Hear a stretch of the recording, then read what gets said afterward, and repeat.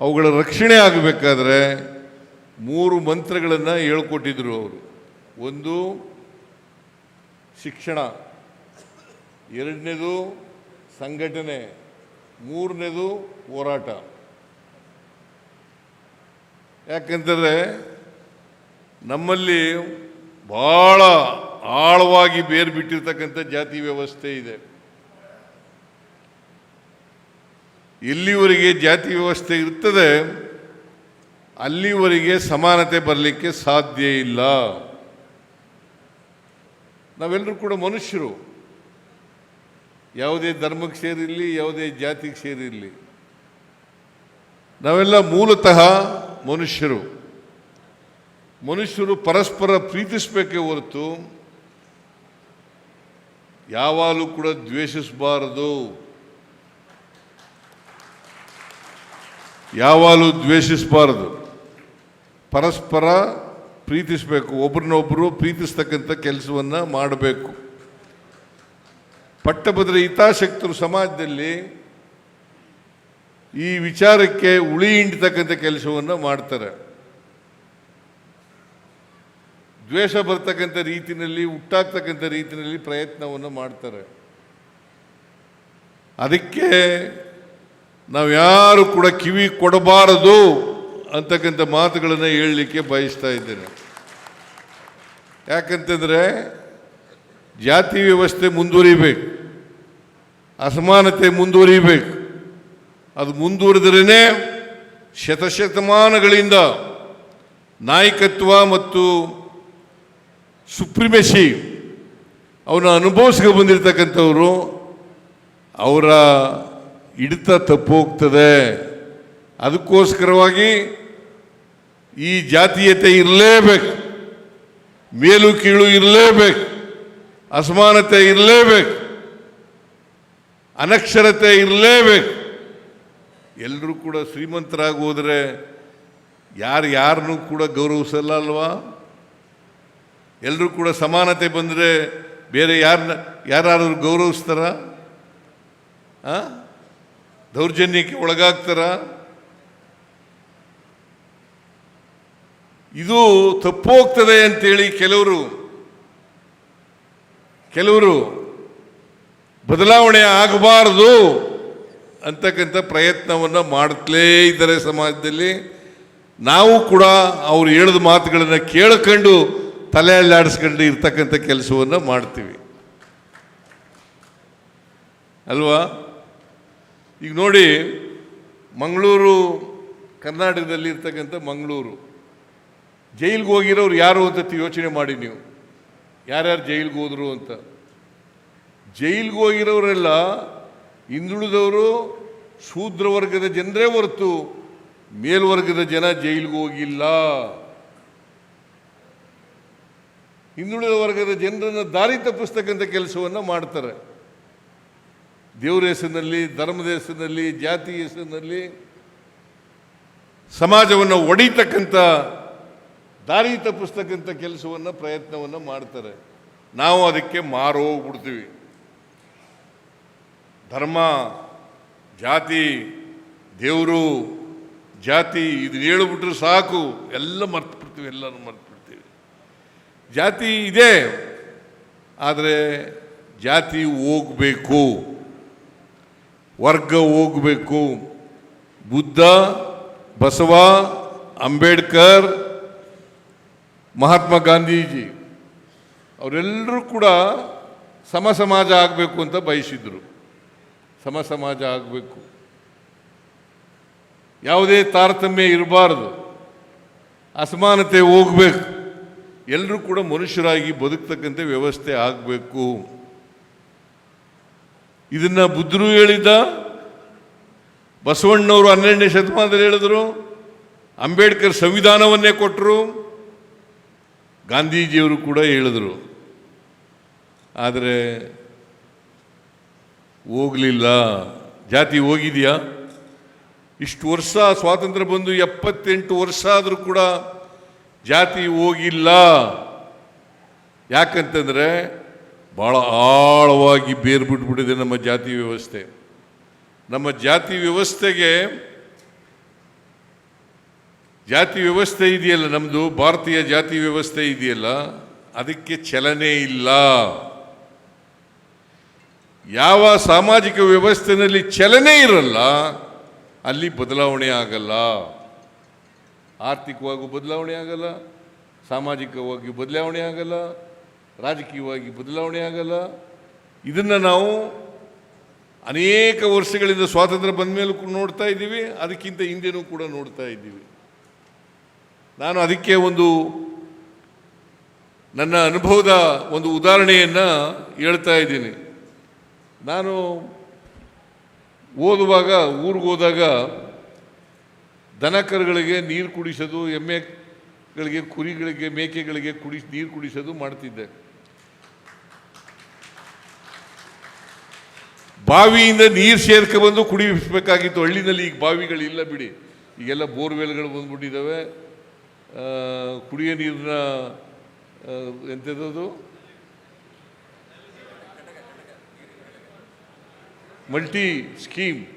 Multi village scheme ಬಂದ್ಬಿಟ್ಟಿದ್ದಾವೆ. ಈಗೆಲ್ಲ ಬಾವಿಗಳೆಲ್ಲ ಬತ್ತೋಗ್ಬಿಟ್ಟಿದ್ದಾವೆ. ನಮ್ಮ ಕಾಲದಲ್ಲಿ ಬಾವಿಗಳೇ, ನಾವು ಹುಡುಗರಾಗಿದ್ದಾಗ ಬಾವಿಗಳಿಂದಲೇ ನೀರು ಸೇದಬೇಕಾಗಿತ್ತು. ನಾನು ನೀರು ಸೇದಕ್ಕೆ ಹೋಗ್ತಿದ್ದೆ ಬಾವಿಗೆ. ನಮ್ಮ ಬಾವಿನಲ್ಲಿ ಈ ಸೆತ್ತೆ ಎಲ್ಲ, ನಿಮ್ಮ ಕಡೆ ಏನಂತೀರಿ ಸೆತ್ತೆಗೆ? ಕಸ ಗುಬ್ಬಚ್ಚಿಗಳೆಲ್ಲ ಗೂಡು ಕಟ್ಕೊಂಡಿರೋವು ಅಲ್ಲಿ. ಆ ಗುಬ್ಬಚ್ಚಿಗಳು ಗೂಡಿನ ಕಸ ಎಲ್ಲ ಸೇರ್ಕೊಂಡು ಆ ಕಸ ಎಲ್ಲ ನೀರನ್ನು ಮುಚ್ಕೊಬಿಡೋದು. ನಾನು ನೀರು ಸೇದಕ್ಕೆ ಹೋದಾಗ ಆ ಕಸ ಎಲ್ಲ ದೂರ ಹೋಗಲಿ ಅಂತೇಳಿ ಮೇಲೆ ಕೆಳಗೆ ಮಾಡಿ ಆಮೇಲೆ ನೀರು ತಗೊಳ್ವೆ.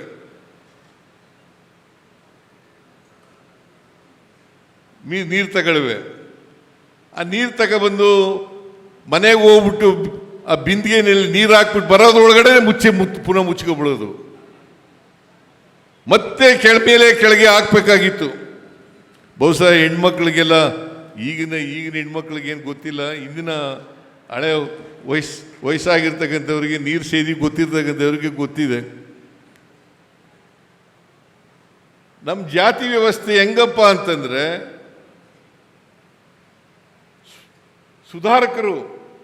ಸಮಾಜ ಸುಧಾರಕರು ಜಾತಿ ವ್ಯವಸ್ಥೆ ಹೋಗ್ಬೇಕು ಅಂತ ಪ್ರಯತ್ನ ಮಾಡ್ತಿದ್ರಲ್ಲ, ಅವ್ರು ಮಾಡುವಾಗ ಸ್ವಲ್ಪ ತಿಳಿಯಾದಾಗ ಕಾಣಿಸೋದು, ಆಮೇಲೆ ಮುಚ್ಕೊಬಿಡೋದು. ಈ ಜಾತಿ ವ್ಯವಸ್ಥೆ ಹಿಂಗೆ ಮುಚ್ಚಿಕೊಳ್ತಕ್ಕಂಥ ವ್ಯವಸ್ಥೆ ಆಗ್ತದೆ. ಏನ್ರಿ ಎಚ್ ಕೆ ಪಾಟೀಲ್ರೆ, ನೀವು ನೀರು ಸೇದಿದ್ದೀರಾ? ಗೊತ್ತಿಲ್ಲ ನಿಮಗೆ. ನಾನು ನೀರು ಸೇದಿದ್ದೀನಿ. ನೀನು ನೀರು ಸೇದಿದ್ಯಾ ಕೋನರೆಡ್ಡಿ? ಹಾಂ, ಇದು ಸತ್ಯ. ಬಟ್ ಆದರೂ ಕೂಡ ಈ ವ್ಯವಸ್ಥೆಗೆ ಒಂದು ಉದಾಹರಣೆ ಅಂತಕ್ಕಂಥ ನಮ್ಮ ಜಾತಿ ವ್ಯವಸ್ಥೆ ಇದೆಯಲ್ಲ, ಸಾಮಾಜಿಕ ವ್ಯವಸ್ಥೆ ಇದೆಯಲ್ಲ, ಅದಕ್ಕೆ ಬಸವಣ್ಣ 850 ವರ್ಷಗಳ ಹಿಂದೆ ಬಸವಾದಿ ಶರಣರು ಹೇಳಿದ್ರು, ಇವನಾರವ ಎಂದೆನಿಸದಿರಯ್ಯ, ಇವ ನಮ್ಮವ ಎಂದೆನಿಸಯ್ಯ, ನಿನ್ನ ಮಗನ ಮನೆ ಎಂದೆನಿಸಯ್ಯ, ಕೂಡಲ ಸಂಗಮ ದೇವ. ಆಯ್ತಾ? ಜಾತಿ ಹೋಗಿದೆಯಾ? ಇದನ್ನು ಹೇಳೋದು, ಆಮೇಲೆ ನೀ ಯಾವ ಜಾತಿ ಅಂತ ಕೇಳೋದು.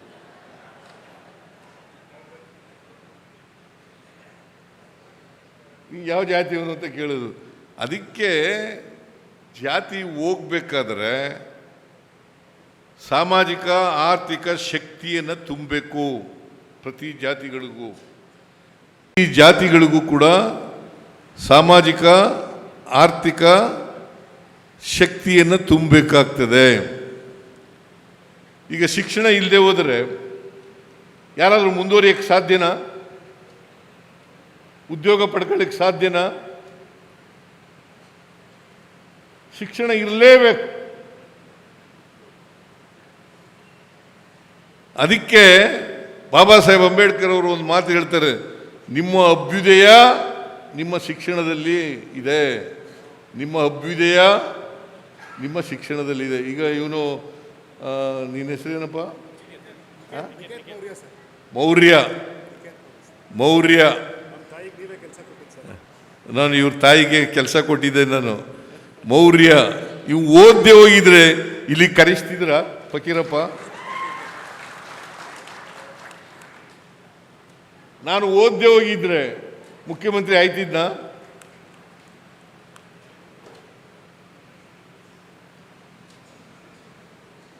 ಮುಖ್ಯಮಂತ್ರಿ ಆಗಕ್ಕೆ ಸಾಧ್ಯನೇ ಆಯ್ತಿರ್ಲಿಲ್ಲ.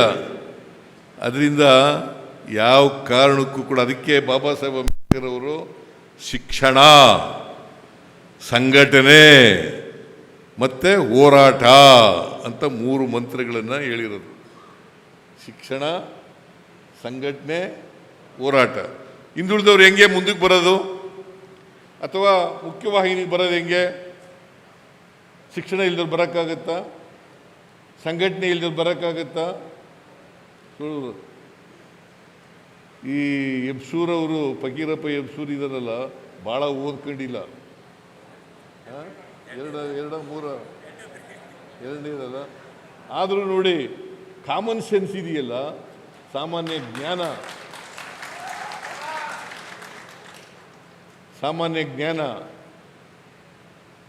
ಅದು ಸಾಮಾನ್ಯ ನಮ್ಮ ವ್ಯಕ್ತಿತ್ವ ಯಾವಾಗಪ್ಪ ಗುರ್ತಾಗೋದು ಅಂತಂದರೆ ನಾವು ಸಮಾಜಮುಖಿಯಾಗಿದ್ದೀವ ಇಲ್ವಾ ಅಂತಕ್ಕಂಥದ್ದು. ಭಾಳ ಒಳ್ಳೆ ಇದು ಅವರ ಜೀವನ ಚರಿತ್ರೆಗೆ ಸಮಾಜಮುಖಿ ಅಂತ ಹೆಸರಿಟ್ಟಿದ್ದಾರೆ. ಭಾಳ ಒಳ್ಳೆಯದಾಯಿತು. ಸಮಾಜಮುಖಿಯಾಗಿರ್ಬೇಕು. ಪ್ರತಿಯೊಬ್ಬ ಮನುಷ್ಯನೂ ಕೂಡ ಸಮಾಜಮುಖಿಯಾಗಿ ಇದ್ದರೆ ಮಾತ್ರ ಅವನು ಹುಟ್ಟಿದ್ದಕ್ಕೆ ಸಾರ್ಥಕ ಆಗ್ತದೆ, ಇಲ್ಲದ್ರೆ ಸಾರ್ಥಕ ಆಗಲ್ಲ. ನಾನು, ನನ್ನ ಹೆಂಡತಿ, ನನ್ನ ಮಕ್ಕಳು, ನನ್ನ ಮೊಮ್ಮಕ್ಕಳು ಅವ್ರು ಚೆನ್ನಾಗಿರಬೇಕು ಅಂತ ಅಷ್ಟಕ್ಕೆ ಸೀಮಿತ ಆಗಬಾರ್ದು. ಅದಕ್ಕೆ ಗಾಂಧೀಜಿಯವರು ಒಂದು ಮಾತು ಹೇಳ್ತಾರೆ. ಏನು ಹೇಳ್ತಾರೆ ಅಂತಂದರೆ, ನೀವು ಸಂಪಾದನೆ ಮಾಡಿದ ಆಸ್ತಿ ಇದೆಯಲ್ಲ, ನೀವೇ ಇಟ್ಕೋಬೇಡಿ, ಬೇರೆಯವರು ಕಲ್ಯಾಣ ಕಾರ್ಯಕ್ರಮಗಳಿಗೆ ಕೊಡಿ ಅಂತ ಹೇಳ್ತಾರೆ. ನೀವು ಸಂಪಾದನೆ ಮಾಡೋದನ್ನೆಲ್ಲ ಕೂಡಿಟ್ಕೊಂಡು ಯಾಕೆಂದ್ರೆ ಮನುಷ್ಯನಿಗೆ ಆಸೆ ಇದೆಯಲ್ಲ, ಅದಕ್ಕೆ ಮಿತಿ ಇಲ್ಲ. ಆಸೆ ಇರಬೇಕು, ಆದರೆ ದುರಾಸೆ ಇರಬಾರ್ದು. ಮನುಷ್ಯನಿಗೆ ಆಸೆ ಇರಬೇಕು, ಆದರೆ ದುರಾಸೆ ಇರಬಾರ್ದು. ಇದನ್ನ ಪ್ರತಿಯೊಬ್ಬರು ಕೂಡ ಜೀವನದಲ್ಲಿ ಅಳವಡಿಸ್ಕೊಳ್ತಕ್ಕಂಥ ಪ್ರಯತ್ನವನ್ನು ಮಾಡಬೇಕು.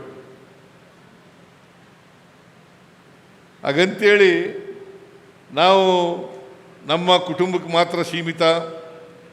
ಇವತ್ತು ನಮ್ಮ ಓದಿದೆಯಲ್ಲ, ಭಾಳ ವಿದ್ಯಾವಂತರಾದವರು ಎಲ್ಲರೂ ವೈಚಾರಿಕವಾಗಿ ವೈಜ್ಞಾನಿಕವಾಗಿ ಮುಂದುವರೆದಿದ್ದಾರೆ ಅಂತ ಹೇಳಕ್ಕೆ ಹೋಗಲ್ಲ ನಾನು. I am sorry to say this. ವೈಚಾರಿಕವಾಗಿ ವೈಜ್ಞಾನಿಕವಾಗಿ ಆಲೋಚನೆಗಳಿದ್ದಾವೆ ಎಲ್ರಿಗೂ ಅಂತಕ್ಕಂಥದ್ದು. ಇನ್ನೂ ನಮ್ಮ ಸಮಾಜದಲ್ಲಿ ಮೂಢನಂಬಿಕೆಗಳು, ಮೌಢ್ಯಗಳನ್ನು ಬಿತ್ತುಬಿಟ್ಟಿದ್ದಾರೆ, ಗಟ್ಟಿಯಾಗಿ ಉಳಿದುಬಿಟ್ಟಿದ್ದಾವೆ ಮೂಢನಂಬಿಕೆಗಳು, ಮೌಢ್ಯಗಳು. ಈಗ ನಮ್ಮ ಅಪ್ಪನಿಗೆ, ನಮ್ಮ ಅವ್ವನಿಗೆ 6 ಜನ ಮಕ್ಕಳು. ನಾವು 2 ಹೆಣ್ಮಕ್ಳು, 4 ಜನ ಗಂಡು ಮಕ್ಕಳು. ಬೇರೆ ಇವರು ಯಾರೂ ಓದಲಿಲ್ಲ. ಅವರು ಬರೀ ಹೊಲ ಉಳೋದು, ಊರಿನಲ್ಲೇ ಇರೋದು, ಆ ಕೆಲಸ ಮಾಡ್ತಾರೆ. ಯಾಕ್ರಿ ಓದಲಿಲ್ಲ ನೀವು ಅಂತಂದರೆ, ನನ್ನ ಹಣೆ ಬರೋ ಸ್ವಾಮಿ, ನಾವು ಏನು ಮಾಡೋದು, ಓದೋಕ್ಕಾಗಲಿಲ್ಲ. ಏನು ದೇವ್ರು ಬರ್ದಿದ್ದಾನ ಹಣೆಯಲ್ಲಿ? ಹಿಂಗೆ ಬರೀ ಹಿಂಗೆ ಓದಬೇಕು, ನೀನು ಓದಬಾರ್ದು ಅಂತ ಬರ್ದಿದ್ದಾನ ದೇವರು? ಯಾವ ದೇವರು ಹಂಗೆ ಬರೆಯೋಕ್ಕೆ ಹೋಗೋದಿಲ್ಲ. ವಿದ್ಯಾವಂತರು ಹೇಳ್ತಾರೆ, ಡಾಕ್ಟ್ರುಗಳೇ ಹೇಳ್ತಾರೆ, ನೀನು ಯಾಕಪ್ಪ ಹಿಂಗಾಗಿದೆಯಾ ಅಂತಂದರೆ, ನಿಂಗೆ ಯಾಕೆ ಕಷ್ಟ ಬಂದಿದೆಯಾ ಅಂತಂದರೆ, ನನ್ನ ಹಣೆ ಬರ ಏನು ಮಾಡಲಿ ಅಂತ ಹೇಳೋದು. ಆಗ ನನ್ನ ಒಬ್ಬನ ಹಣೆಯಲ್ಲಿ ಬರದಲ್ಲಿ ಬಡ್ಬಿಟ್ಟು ನಾನು, ಬ್ರಹ್ಮ ಓದಕಪ್ಪ ನೀನು, ಚೀಫ್ ಮಿನಿಸ್ಟರ್ ಆಗುವಂತ ಬರೆದುಬಿಟ್ಟಿದ್ನ. ಅವ್ರಿಗೆ ಅವಕಾಶ ಸಿಕ್ಕಲಿಲ್ಲ, ಓದಲಿಲ್ಲ. ನನಗೆ ಅವಕಾಶ ಉಪಯೋಗಿಸ್ಕೊಂಡು ಓದಿದೆ, ಮೇಲಕ್ಕೆ ಬಂದೆ. ಭಾಳ ಕಷ್ಟಪಟ್ಟು ಓದಿರೋದು ನಾನುವೇ.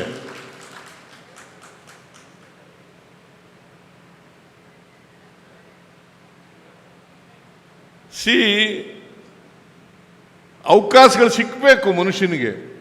ಈಗ ಶತಮಾನಗಳಿಂದ ಅಕ್ಷರ ಸಂಸ್ಕೃತಿಯಿಂದ ವಂಚಿತರಾದರು ನಾವೆಲ್ಲ. ಇವತ್ತು ಸಮಾಜದಲ್ಲಿ ಅಸಮಾನತೆ ಯಾಕಿದೆ? ಅಸಮಾನತೆ? ಮೇಲು ಕೀಳು ಯಾಕಿದೆ? ಜಾತಿ ವ್ಯವಸ್ಥೆ ಯಾಕೆ ಬಂದಿದೆ? ಜಾತಿಗಳನ್ನು ಹುಟ್ಟಾಕಿದ್ರು. ಏನು ದೇವರು ಮಾಡಿದ್ದಲ್ಲ ಇದು ಜಾತಿ ವ್ಯವಸ್ಥೆನ, ನಾವೇ ಮಾಡ್ಕೊಂಡಿರೋದು ಜಾತಿ ವ್ಯವಸ್ಥೆನ. ನಮ್ಮ ಸ್ವಾರ್ಥಕ್ಕೋಸ್ಕರ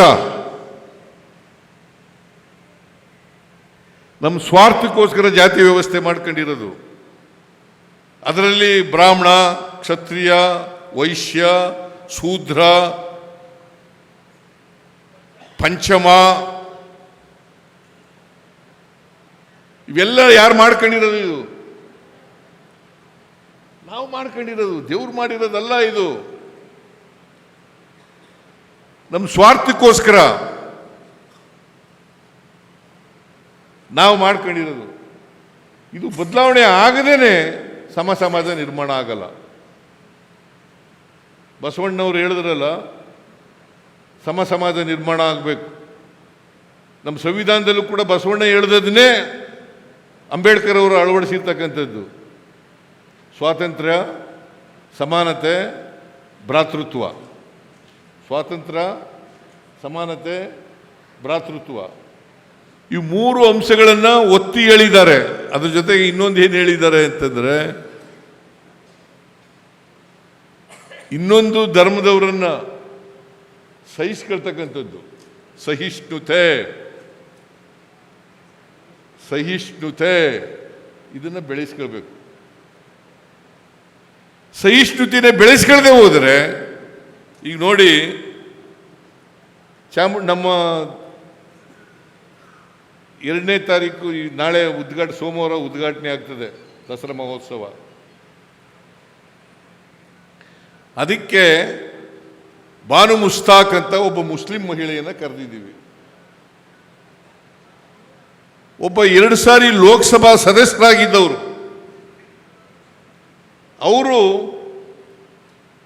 ಮುಸ್ಲಿಂ ಮಹಿಳೆಯನ್ನು ಕರೀಬಾರ್ದಾಗಿತ್ತು, ಕರೆದಿರೋದು ತಪ್ಪು ಅಂತೇಳಿ ಪ್ರತಿಭಟನೆ ಮಾಡ್ತಾರೆ. ಕೋರ್ಟ್ಗೆ ಹೋಗ್ತಾರೆ, ಸುಪ್ರೀಂ ಕೋರ್ಟ್ಗೆ ಹೋಗ್ತಾರೆ. ಸುಪ್ರೀಂ ಕೋರ್ಟ್ನಲ್ಲಿ ಸರಿಯಾದ ಪಾಠ ಹೇಳಿದ್ದಾರೆ ಅವರಿಗೆ. ಇದು ನಾಡ ಹಬ್ಬ, ದಸರಾ ಒಂದು ನಾಡ ಹಬ್ಬ, ಇದು ಧಾರ್ಮಿಕ ಕಾರ್ಯಕ್ರಮ ಅಲ್ಲ. ಇದು ಒಂದು ಸಾಂಸ್ಕೃತಿಕವಾಗಿ ಮಾಡ್ತಕ್ಕಂಥ ಒಂದು ನಾಡ ಹಬ್ಬ, ಯಾರು ಬೇಕಾದರೂ ಮಾಡಬಹುದು. ಇದೇ ವ್ಯಕ್ತಿ 2017ರಲ್ಲಿ ನಿಸಾರ್ ಅಹಮದ್ ಅಂತೇಳಿ, ನಾನು ಆಗ ಮುಖ್ಯಮಂತ್ರಿ ಆಗಿದ್ದೆ. ನಿಸಾರ್ ಅಹಮದ್ ಅನ್ನೋರನ್ನ ಕರೆದಿದ್ದೆ ನಾನು. ಆಗ ಇದೇ ಎಂಥವನು MP ex-MP ಪ್ರತಾಪ ಸಿಂಹ ಅವನು ನಿಸಾರ್ ಅಹಮದ್ ಉದ್ಘಾಟನೆ ಮಾಡಿದ್ರಲ್ಲ, ಆ ಸಭೆಯಲ್ಲಿ ಕೂತಿದ್ದ ಇವನು. ನೋಡಿ ಹೆಂಗೆ ಜನರನ್ನು ದಾರಿ ತಪ್ಪಿಸ್ತಕ್ಕಂಥ ಕೆಲಸವನ್ನು ಮಾಡ್ತಾರೆ. ಇದು ರಾಜಕೀಯಕ್ಕೋಸ್ಕರ ಮಾಡೋದು, ಸ್ವಾರ್ಥಕ್ಕೋಸ್ಕರ ಮಾಡೋದು, ಅಧಿಕಾರದಲ್ಲಿ ಉಳಿಲಿಕ್ಕೋಸ್ಕರ ಮಾಡ್ತಕ್ಕಂಥದ್ದು. ನಾವು ಈ ಸೂಕ್ಷ್ಮವನ್ನು ಅರ್ಥ ಮಾಡ್ಕೋಬೇಕಾಗ್ತದೆ ಪ್ರತಿಯೊಬ್ಬರು ಕೂಡ. ವಿಶೇಷವಾಗಿ ಹಿಂದುಳಿದ ಜಾತಿಗಳು, ಅಲ್ಪಸಂಖ್ಯಾತರು, ಎಲ್ಲ ಜಾತಿಯಲ್ಲಿರ್ತಕ್ಕಂಥ ಬಡವರು, ದಲಿತರು ಇದನ್ನು ಅರ್ಥ ಮಾಡ್ಕೋಬೇಕು.